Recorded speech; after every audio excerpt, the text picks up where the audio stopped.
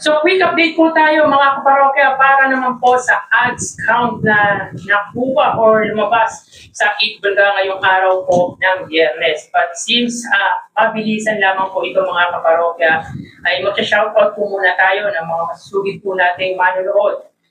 Sina-shoutout ko po si Ma'am Irene Quiles, Elizabeth Pangilinan, Janet Banes, Jeanette Encaha at Ma'am Corazon Manantan. Maraming salamat po at sobrang na-appreciate ko po kayo mga kaparokya. Maraming salamat sa lahat ng mga silent viewers po natin na nananatiling sumusubaybay sa munti po nating channel. So sa mga gustong magpa-shoutout dyan, mag-comment lamang po kayo sa aking munting video, yung mga in-upload po nating video. Lahat naman po kayo, mapa-showtime or mapa-basher man po kayo, yung shoutout ko po kayo, yung po ay tukal sa aking puso.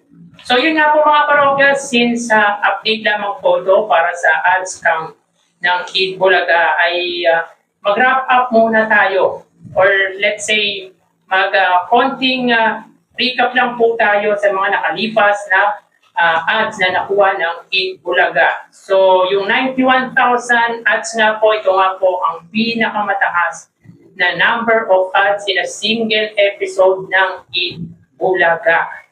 Samantala, ang pinakamataas na number of ads sa loob nga po ng isang linggo ng Itbulaga ay umabot ng 473 TV ads.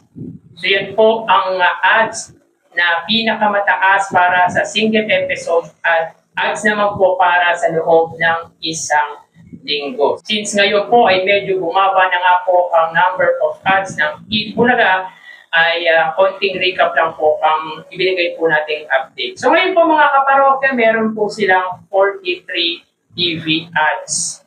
At meron po silang 3 gaps. Sa unang gap ay may 22 TV ads.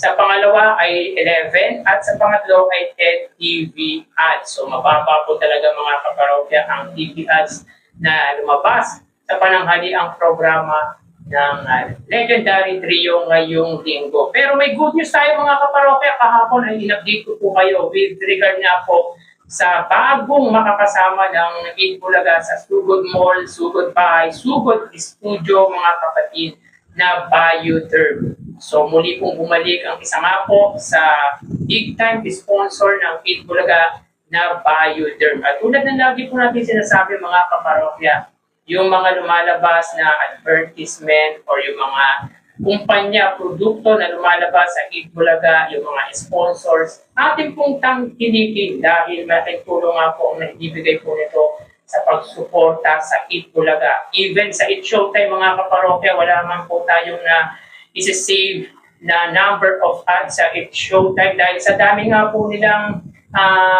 TV network ay hindi na po natin kayang bilangin pa ang advertisement na lumalabas sa It Showtime at paminsan or madalas nga po ay nagkakasabay nga po ang commercial ng dalawang noontime shows pero mas focus po tayo sa pananghaliang programa ng Iconic Trio. So, yun nga po mga kaparokya, in 5 days episode, meron pong total TV ads ang Itbulaga na 206 TV ads. So, not bad mga kaparokya, pero syempre, mababa po yung kesa nitong mga nagdaang episode. At sana mga kaparokya, ay madagdagan pa nga po ang mga sponsors na tumatangkilik o sumusuporta nga po sa Itbulaga since nadagdag na nga po ang Bioderm.